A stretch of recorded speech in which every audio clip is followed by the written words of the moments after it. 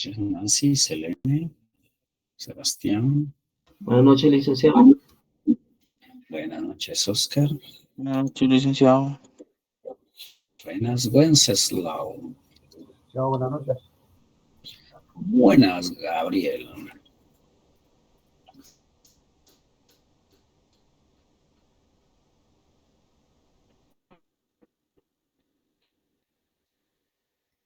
Muy bien.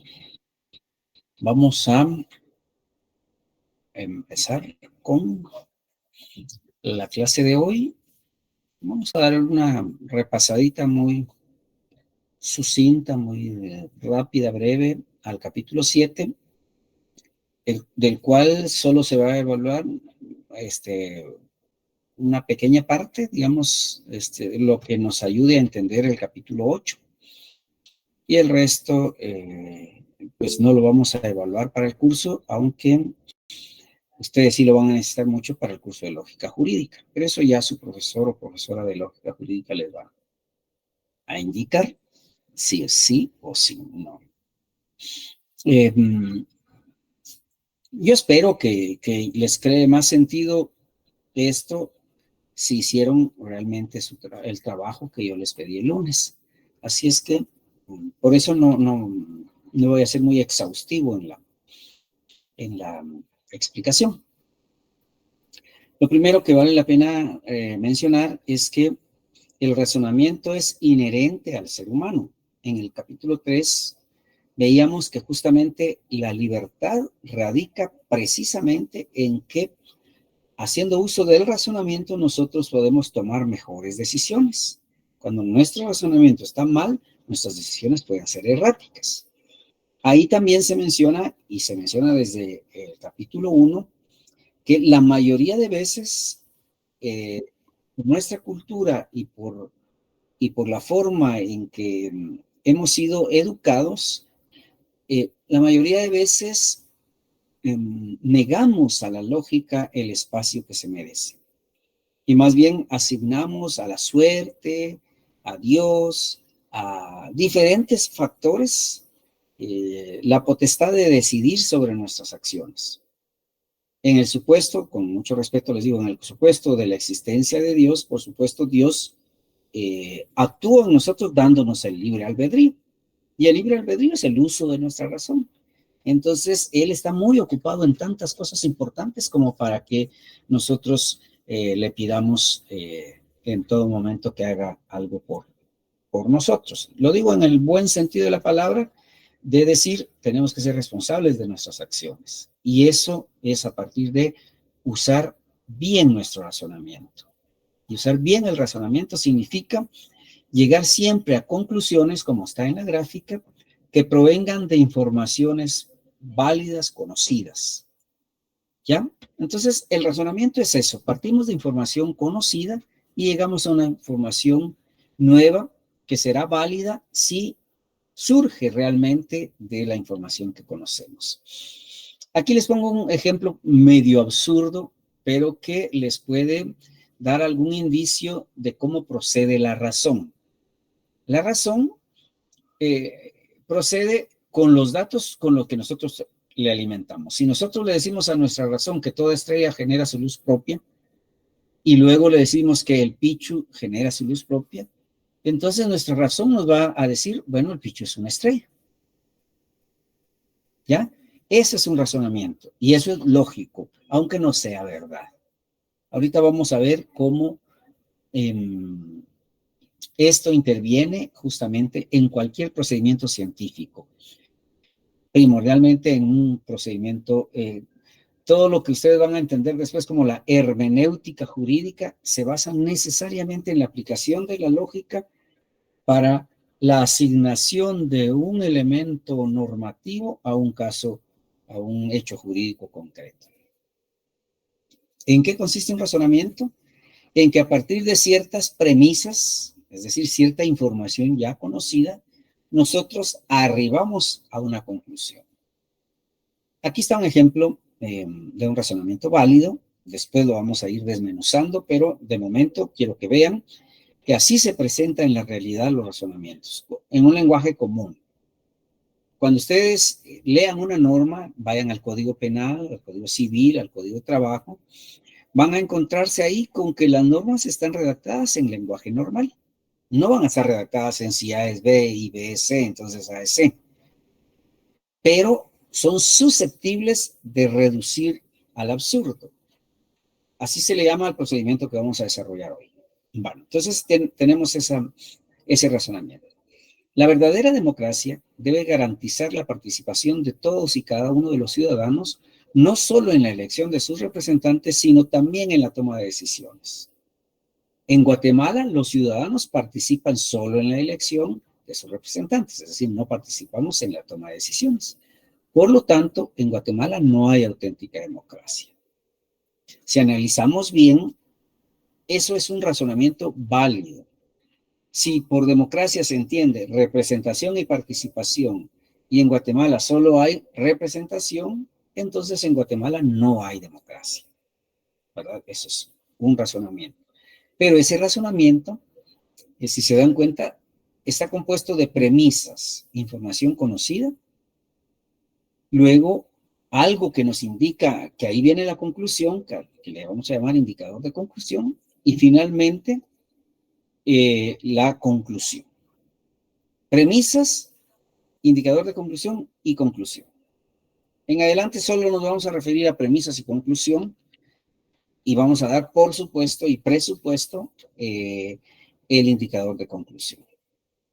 Muy bien. Pero ahora vamos a ver algo que ustedes van a hacer todos los días. Convertir algo del lenguaje común al lenguaje lógico. Yo utilizo este otro ejemplo. Un estado en el que mueren niños por desnutrición viola el principio fundamental del derecho a la vida. Esa es una información que conocemos. En Guatemala, lo sabemos, cientos de niños mueren por falta de alimentación y en la más extrema miseria. ¿Qué duda cabe de que Guatemala sea un estado en el que se violan los más elementales derechos? Si se dan cuenta, hasta está redactado esto en una forma retórica, ¿verdad? Con preguntas y etcétera.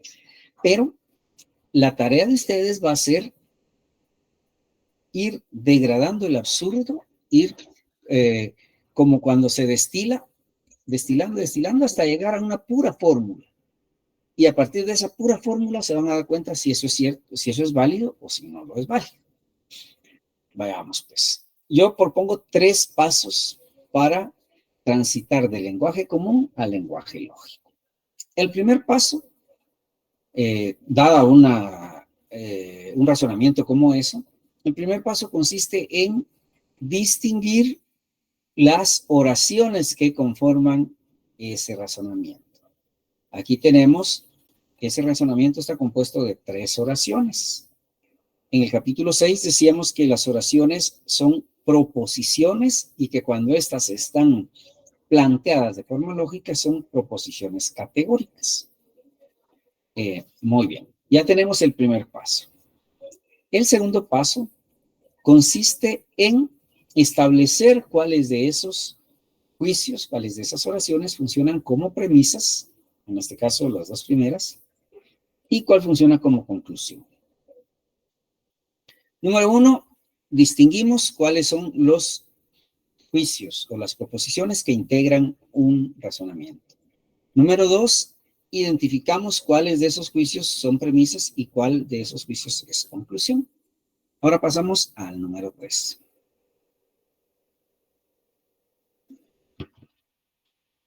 En el número 3, lo que hacemos es identificar qué clase de juicios es cada uno de los que hemos identificado antes. En el primero, nos damos cuenta que habla de un estado en el que mueren niños por desnutrición y hambre y se dice que ese estado viola el principio fundamental del derecho a la vida. Entonces, obviamente se está hablando de todo estado en el que mueren niños por desnutrición y hambre. Ahí es universal. Y como dice, afirma que es una nación que viola el principio, etcétera, es afirmativo. Seguimos entonces identificando que como juicio A, su fórmula es todo S es P. ¿Se dan cuenta? Ahora ya redujimos a todo S es P la primera oración.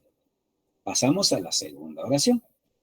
En Guatemala, o sea, el sujeto es Guatemala y se está hablando de la totalidad de Guatemala, por lo tanto es un juicio universal y dice, afirma que cientos de niños mueren por falta de alimentación.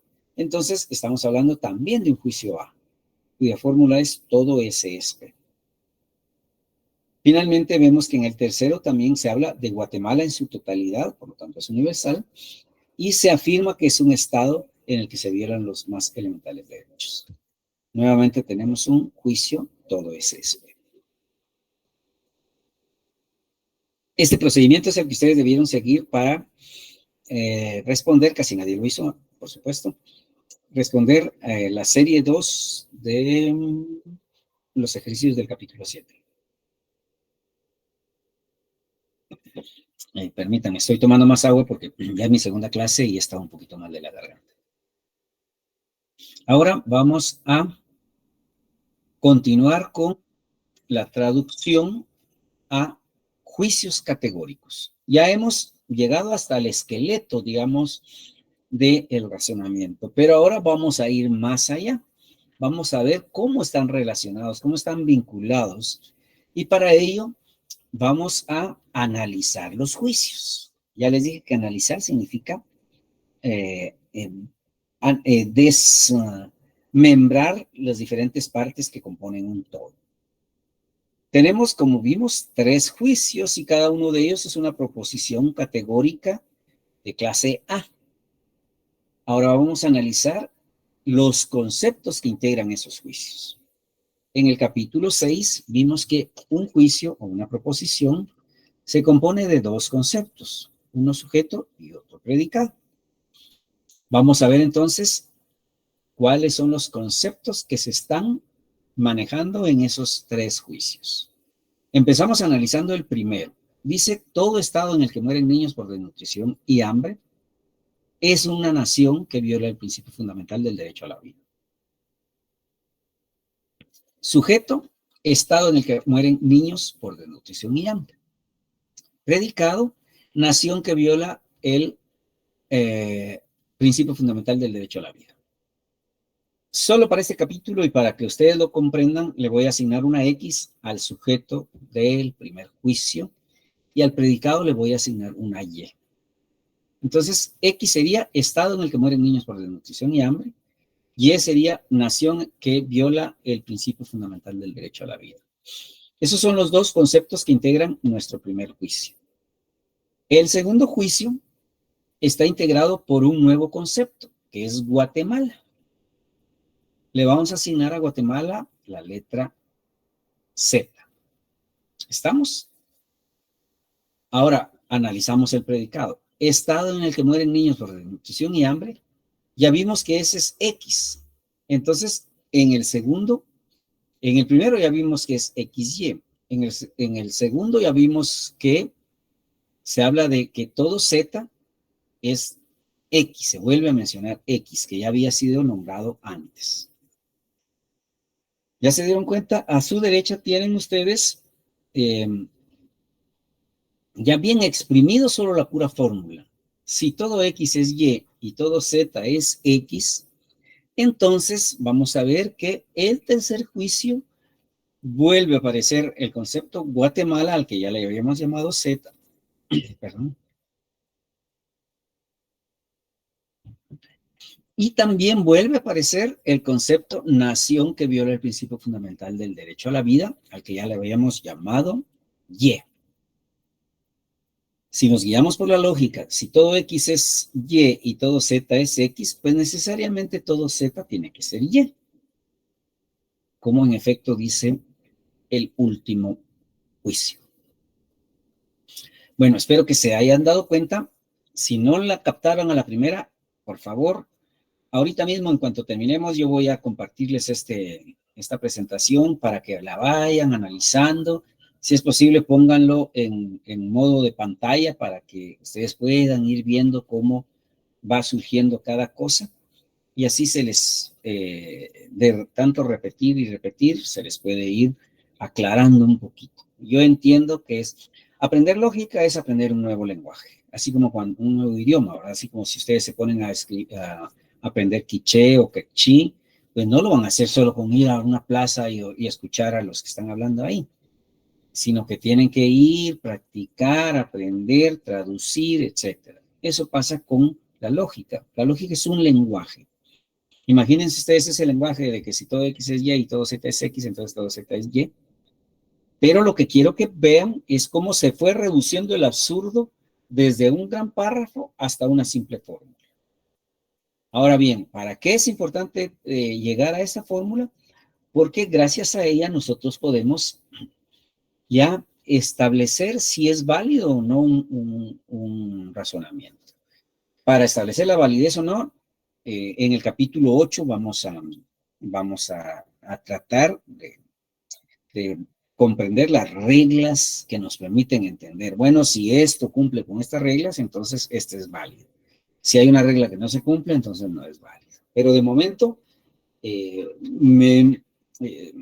sin que aspire a que hayan entendido todo el procedimiento, me conformo con que comprendan que cualquier razonamiento, así como cualquier oración puede ser convertida en un juicio categórico, cualquier razonamiento puede ser convertido en un silogismo. Y una vez reducido a silogismo, se puede establecer su validez o invalidez. En este caso resultó un silogismo válido. Eso que tienen ustedes a su derecha se llama silogismo, es la forma más elaborada que produce nuestra mente y es la destilación pura de la esencia de la humanidad. Es decir, el ser humano lo es porque utiliza la razón, porque tiene la posibilidad de utilizar la razón. Otra cosa es que la mayoría de nosotros no la sepamos utilizar bien.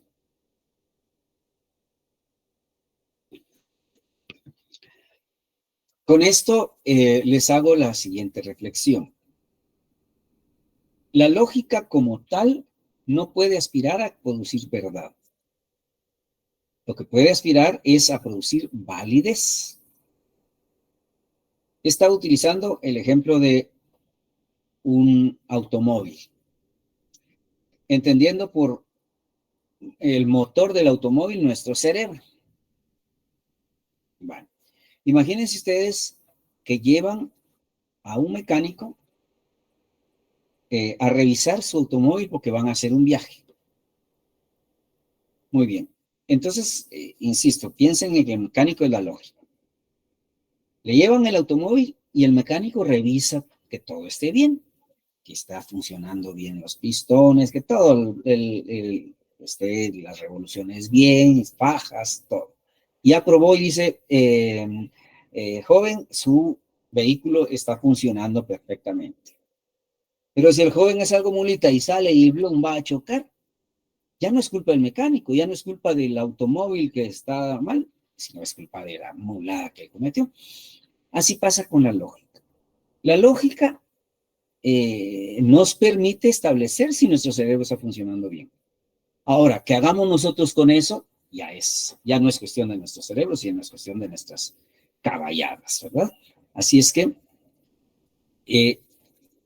la lógica trabaja con validez, que se entiende como una relación lógica entre conclusión y premisas. En cambio, la verdad se entiende como una relación ontológica, es decir, del ser, de la realidad en sí, entre la conclusión y el mundo. Vamos a ver este ejemplo, que es un poco absurdo. Por ejemplo, ahí ustedes tienen un ejemplo de enunciados que son verdaderos, pero que no son lógicos. Si todos los gatos arañan y las arañas son animales, entonces los gatos son animales. Ahí hay 3 oraciones. La primera es totalmente verdadera, los gatos arañan. La segunda es totalmente verdadera, las arañas son animales. Y la tercera es totalmente verdadera, los gatos son animales. Eso es un ejemplo de verdad que no es lógico. Es decir, ahí no hay lógica, en ese razonamiento no hay lógica, porque la validez de los gatos son animales no se desprende de que los gatos arañan y que las arañas son animales. ¿Estamos? Entonces, no toda verdad es lógica y no toda la lógica es verdad, como en este ejemplo. Este ejemplo es válido, el que les acaba de aparecer ahorita. Si todos los gatos son arácnidos y algunos gatos son domésticos, entonces algunos arácnidos son domésticos. Es mentira que los gatos sean arácnidos. Es cierto que algunos gatos son domésticos, pero es mentira que algunos arácnidos sean domésticos. Hay 3 oraciones ahí, 2 mentiras y una verdad, pero en su conjunto presentan una validez lógica. Es decir, la conclusión de que algunos arácnidos son domésticos se desprende precisamente de las premisas de que si todos los gatos son arácnidos y los gatos son domésticos, entonces algunos arácnidos son domésticos. Espero que no les esté causando mucha turbulencia, pero así es la lógica. ¿Ya? Cuesta un poco, pero cuando ya la entendemos, todos el panorama se nos abre. Ya entendemos muchas cosas. Aquí vamos a insistir. Adelante, Melvin, por favor. O sea que en la odontología, Ontología. en la ontología, perdón, Uh-huh. las formas de las oraciones tienen que tener validez en su totalidad, según lo que estoy viendo en el ejemplo, en la verdad. No. Mientras que en validez,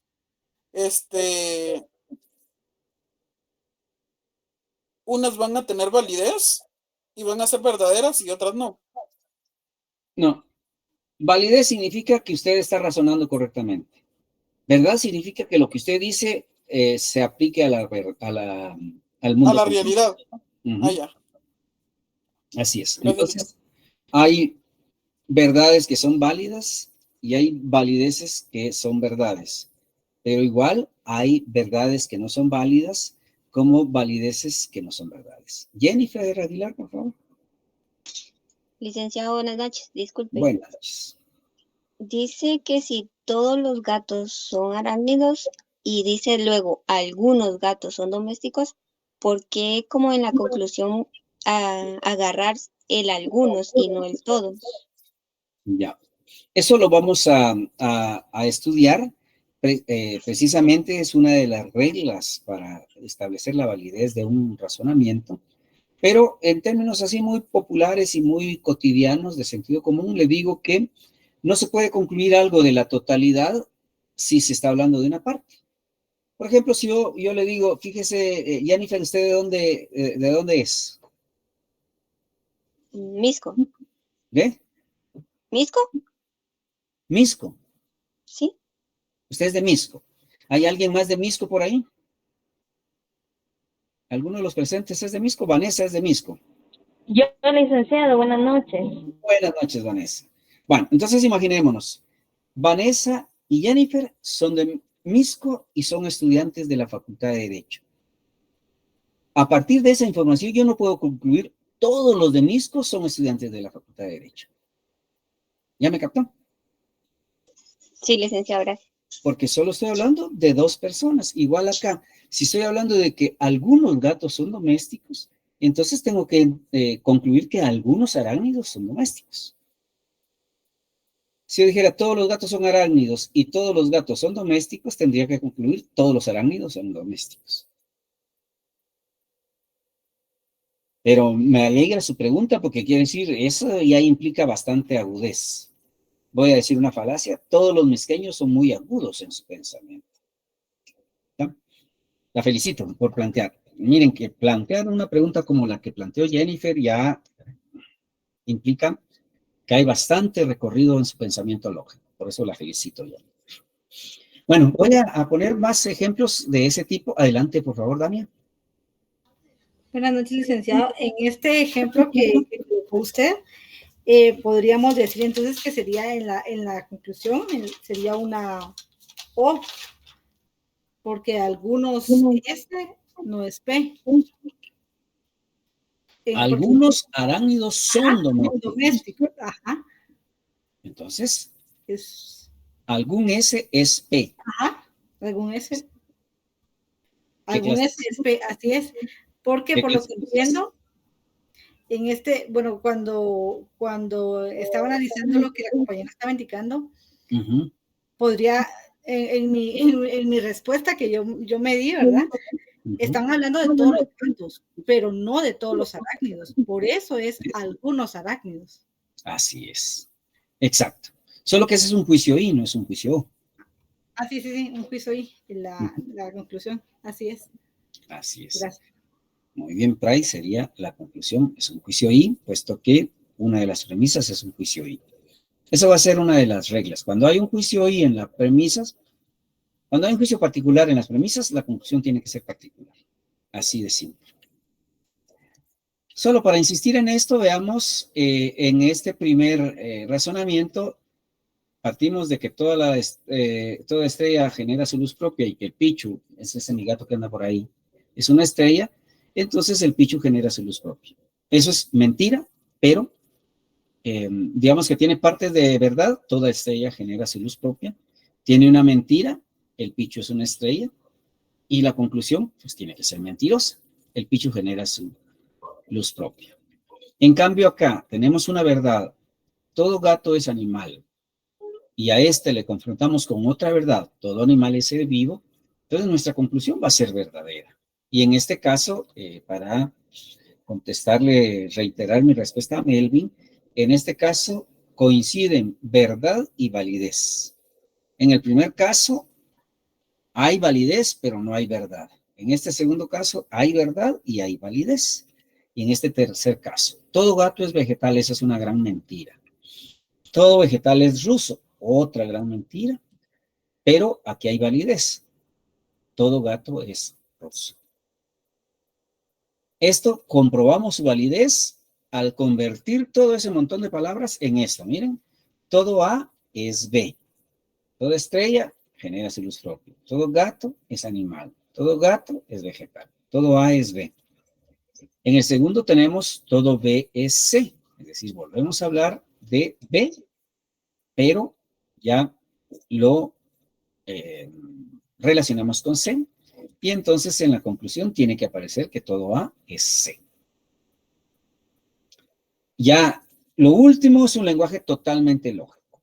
Ustedes van a llegar a eso. Imagínense la capacidad que van a tener que con que solo les digan, con solo decirles, a ver, jóvenes, vamos a poner, uy, aquí ya no tengo dónde. Con que solo les diga, a ver, Nancy, ¿qué da E más I? Nancy va a decir, Raolic. Así. Ahorita a ustedes les puede parecer una marcianada, pero ya van a ver cuando estén platicando. Vos, mira, ¿qué te da E más I? Ah, pues O. Y A más I, pues tiene que ser I. ¿Y qué pasa si O más I? Ah, no, eso no es posible. Ya van a ver cómo esas van a ser sus conversaciones. Pero porque ya van a llegar a haber formalizado tanto que ya les va a bastar la pura fórmula, aunque no necesiten saber de qué están hablando. Si sabemos que vamos a combinar E más A, decimos, ah, no, E más A necesariamente tiene que ser una E al final. Eso va a ser el lenguaje. Así es que bienvenidos al estrepitoso mundo de la lógica. No se lee E más A, necesariamente tiene que ser E.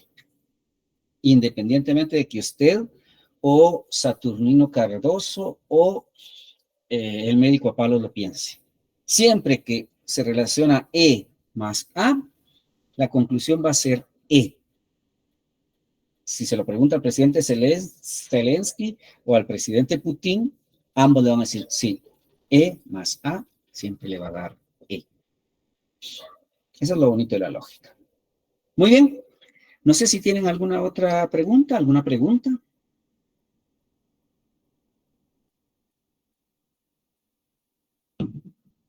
Reitero, en el examen, el capítulo 7 casi no va a venir. Yo les estoy explicando esto porque me va a servir el martes para que me comprendan más fácilmente el capítulo 8. digamos que del capítulo 7 solo voy a aprovechar este proceso de convertir un razonamiento en un silogismo. Porque el capítulo 8 ya hablamos propiamente de silogismos, es decir, ya entendemos que tenemos la capacidad de convertir una gran oración en una fórmula. Así es que les he comentado, Price, que las matemáticas son una forma de lógica. Es decir, la lógica es un animal de muchas cabezas. Una es la lógica aristotélica, también se le llama lógica clásica. Otra es la lógica simbólica. Les pongo un ejemplo. Por ejemplo, yo provengo de una ciencia que se llama semiótica.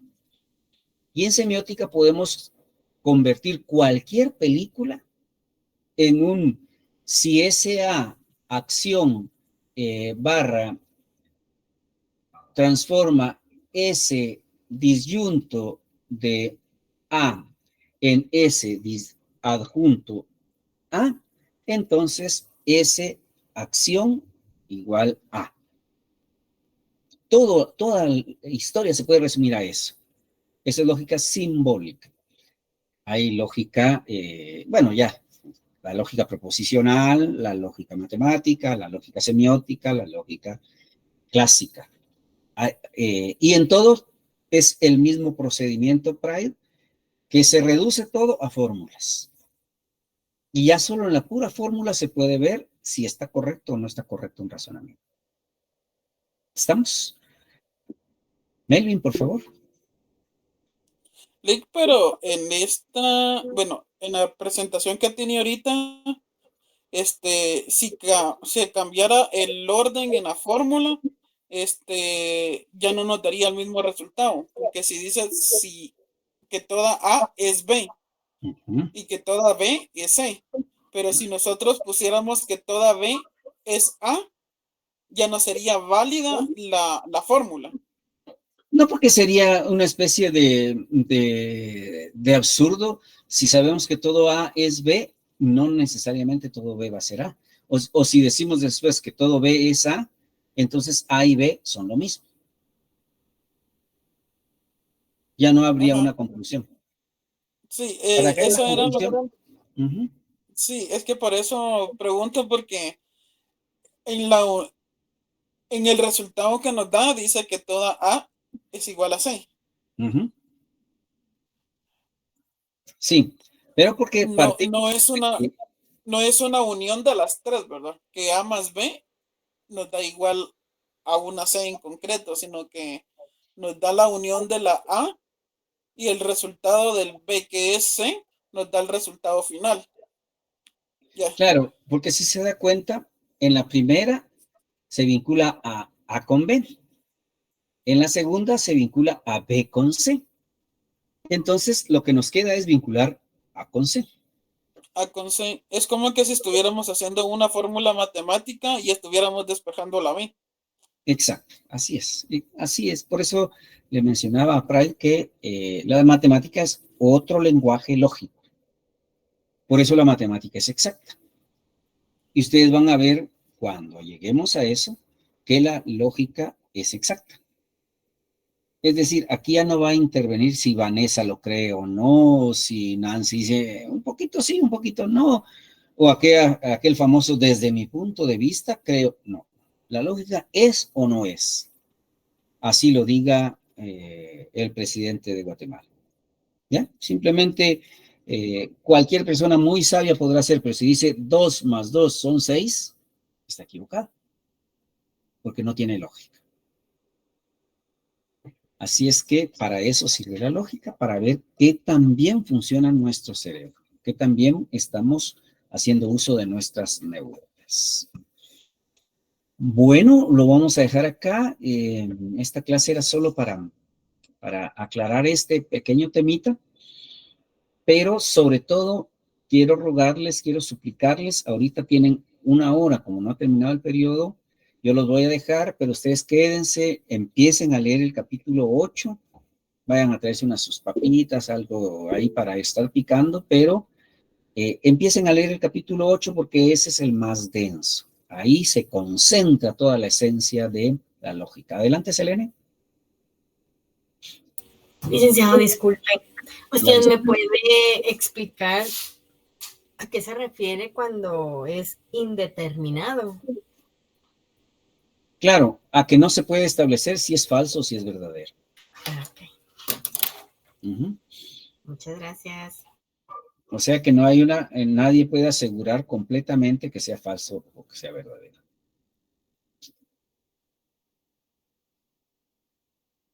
Muy bien. Qué bueno, Selene, que están. Ese contenido ya van a ver cómo lo van a aplicar cuando estén analizando una norma jurídica. Una norma se puede descomponer en las 4 oraciones básicas, es decir, en A, E, I, O, y ustedes pueden empezar a relacionar que en casos concretos específicos ya van a ver, bueno, aquí la norma se refiere a la totalidad, por lo tanto, si después niega una parcialidad, está en contradicción con la norma. Y así van a establecer, ya van a ver cómo es de bonito esto. Adelante, Pride. Sí, licenciado, yo estuve leyendo el capítulo 7 y en la página 92, en el ejemplo, en la tabla donde está el lenguaje coloquial, la forma lógica, al leer el ejemplo donde dice mueren niños de hambre, yo lo marqué porque yo pienso que esa es una anfibología. Mueren niños de hambre. ¿Es una nación? ¿A qué se refiere con que es una anfibología? Que debería ser mueren de hambre niños, no niños de hambre. Como que me da un poquito de duda en el sentido de la expresión. Bueno, si se vinculara que está hablando, mueren niños de hambre. Ajá. No, pero ahí no hay anfibología, fíjese, porque dice mueren niños de hambre. Ok, no. Sí me quedé con la duda. Sí, no hay anfibología. Anfibología se da cuando se puede interpretar de diferentes maneras y que todas esas maneras sean válidas, pero en este caso, digamos como que sería muy, muy jalado asumir que el concepto es niños de hambre. Correcto. Este fue el que me despertó duda nada más. Sí, pues, sí. Digamos que sí, si uno se pone así muy, muy, muy, muy filosófico, es posible que haya anfibología, pero la forma más natural de expresarlo sería así: mueren niños de hambre. Correcto. Ya. Gracias. Muy bien. A usted, gracias. Entonces, no sé si alguien quiere preguntar algo más.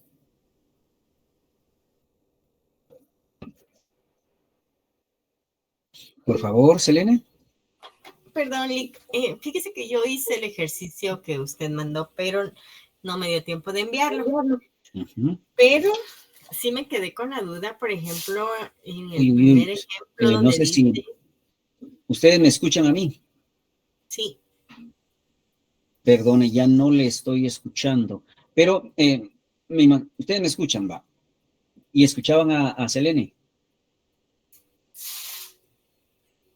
Sí, escuchamos. Estaba entrando una llamada y yo me imagino que por rechazar la llamada desconecté mi micrófono y ya no sé ni cómo arreglarlo. Pero para darle la respuesta a Selene, y con esto ya me despido, es un poco complicado decírselo, es que viera a Selene que no, algo falló, me pasó otra vez que estaba recibiendo una llamada y por cortar la llamada ya no me funcionó mi bocina. Bueno, se lo digo así y le va a sonar un poco despiadado, pero en esa tarea era solo para los que pudieran en esas condiciones y bajo esos parámetros cumplirla. Por eso es una tarea con puntos extras, para puntos extras. Y entonces establecí ahí de antemano que si por cualquier razón alguien no podía enviarla, simplemente ya no tenía la posibilidad de recuperar, porque no es de recuperar, sino que ustedes no perdieron puntos, sino simplemente tuvieron la posibilidad de ganar algún punto extra. Bueno, con esto resaltar las conclusiones. A ver, alguien que hable, ahorita ya desconecté tal vez ya les escucho. ¿Me escucha? ¿Nos escucha, Lick? Algo me falla cuando esto ocurre. Qué pena me da, pero... Battery power about 100%. Por favor, alguien que hable cualquier cosa, aunque sea... Ahora sí nos escucha, Lick. No los escucho. Sí veo que se mueve el microfonito, pero no los escucho. Bueno, si tienen alguna duda así muy puntual, por favor, entonces por mensajito, porque algo pasó. Yo lo voy a arreglar. La vez pasada me pasó lo mismo y hasta que me salí de la aplicación y volví a entrar. A ver, dice, solo quería saber cuándo se refiere a resaltar las conclusiones. Ya, o sea, subrayarlas, ¿verdad? Subraya las oraciones que funcionan como premisas. Resaltes, digamos que para hacer algún distintivo, se subrayan las premisas y se resaltan con un resaltador de esos fluorescentes. La conclusión, solo eso. Gracias, Eleni. Melvin, si tiene alguna duda, me la puede plantear acá en el chat, por favor, porque le pasó algo a mi bocina.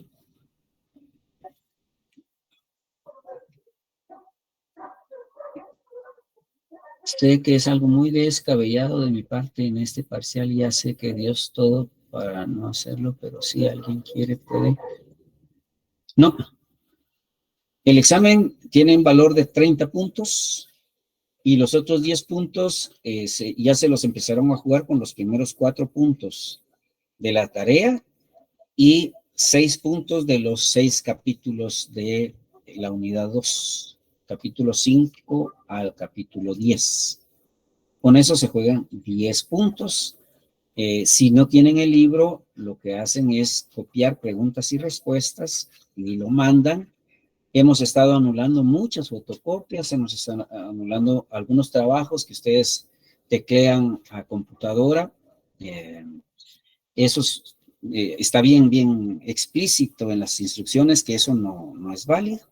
Así es que el examen va a abarcar hasta el capítulo 9.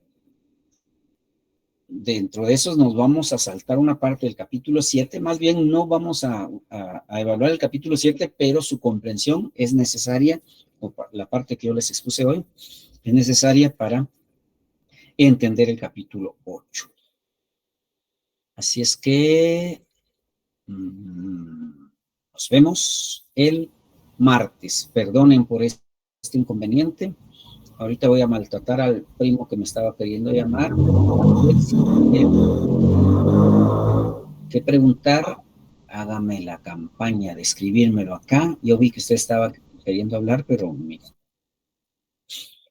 es el problema con la tecnología, ¿verdad? Que cuando nos falla, nos hace colapsar totalmente. Gabriel, si no puede escribirnos su duda, pues para el martes. Como les digo, aquí lo que yo hago es salirme de la aplicación, volver a entrar y entonces ya se resuelve. Si gustan, lo intento para no dejarlos con dudas. Voy a salirme.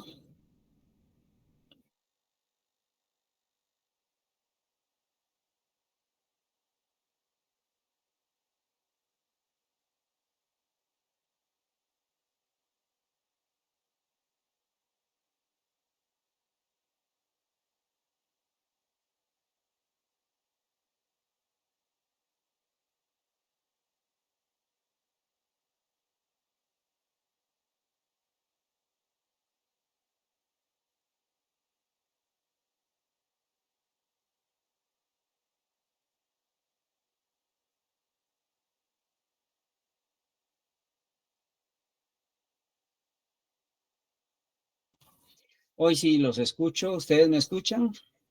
Quien tenga alguna pregunta, por favor, aproveche, atásquese ahora que hay lobo. Rick, buenas noches. Buenas noches, Gabriel. Sobre los puntos, los 10 puntos, esos trabajos, esos laboratorios del libro, ¿eso se le van a entregar en físico para el día del examen o cómo le vamos a hacer para Porque Sí. no estoy muy enterado. Estamos pendientes, como les dije, estamos pendientes de ver si se van a realizar los exámenes de forma presencial. De ser ese el caso, entonces ustedes llevan, yo les voy a dar instrucciones específicas en su momento. Lo que sí les aconsejo es que vayan haciendo sus ejercicios conforme vamos avanzando en los capítulos. Ya sea que lo manden igual que los primeros 4 capítulos o que los metan en un sobrecito y me los entreguen el día del segundo parcial. Ah, ok. Y sería desde el primer tema hasta el 9º. Vamos a llegar para esos 10 puntos de este segundo parcial. No, tal vez usted no ha estado entrando, Gabriel, pero ustedes ya entregaron los primeros 4. Ahora serían del 5 al 10. Del 5 al 10. Ah, sí, yo le entregué a los primeros 4. Pero es que no estaba muy seguro de eso. Ah, va. Así es. Ah, ok. Y con ese séptimo que entregamos ahorita, ¿lo volvemos a entregar o lo omitimos? Sí, ese lo van a volver a entregar porque como esto era un trabajo extra voluntario, quien no lo pudo entregar, pues obviamente no le voy a quitar esa posibilidad de entregarlo ahora. Ah, bueno. Yo sí se lo entregué, pero no sé si a la hora de entregarlo todos hay que volver a entregárselo o... Sí, hay que volver a entregarlo. Ah, ok. Gracias. Vaya, cuidado con el caballo, que está bien chilero, pero lo puede botar. Ahí está para cualquier uso que necesite. Ah, vaya, gracias. Que conste, ustedes oyeron. Ahí está. Gracias. No, yo no soy muy aficionado a los caballos, pero se ve chilero ese. Muy bien, don José Andrés Chávez, ¿qué me cuenta? Fíjese, licenciado, que de mi parte yo ya hice los capítulos del 5 al 9 Excelente. y yo los subí en la tarea del capítulo 7 porque yo me confundí, pero me di cuenta que sí cuesta bastante por lo que pesan las imágenes. Entonces no sé si usted podría subir así tal vez como 2 apartados o 3 o al menos 2, ¿verdad? Para subir como mitad y mitad, no sé si puede. No, aquí lo que procede es que ustedes se bajen un programa de reducción del peso de un archivo y así lo mandan. Yo le digo esto porque viera cómo es de complicado más de un archivo para un trabajo. Es ¿Sí ves? infinitamente más complicado. Multiplique, imagínese usted, yo tengo un aproximado de 600 alumnos. Imagínense que cada alumno me mandara diferentes archivos y que fueran 10 archivos, estaríamos hablando de 6,000 archivos los que habría que abrir. Claro. Entonces sí es complicadísimo. Y yo creo que más sencillo es que ustedes bajen esa aplicación. Hay varias, ¿verdad? Y bajen esa aplicación, reduzcan su archivo y ya lo mandan. Ah, gracias. Si usted conoce algo el nombre de la aplicación, tal vez nos ayudaría también, si no lo comparte. Lo compartieron, yo no conozco ahorita el nombre, pero yo creo que un mecanismo, no sé si fue Melvin quien lo dijo o alguien de los acá presentes, es que se lo mande a cualquier persona por WhatsApp y de ahí automáticamente ya se lo comprime. Muchas gracias, licenciado, esa era mi duda. Basta con mandar el archivo a su mismo número de teléfono y ahí ya le baja. ¿Verdad que sí? Así es. Sí, usted fue el que lo dijo, ¿verdad? Melvin. Muy bien. No sé si alguien más tiene alguna duda.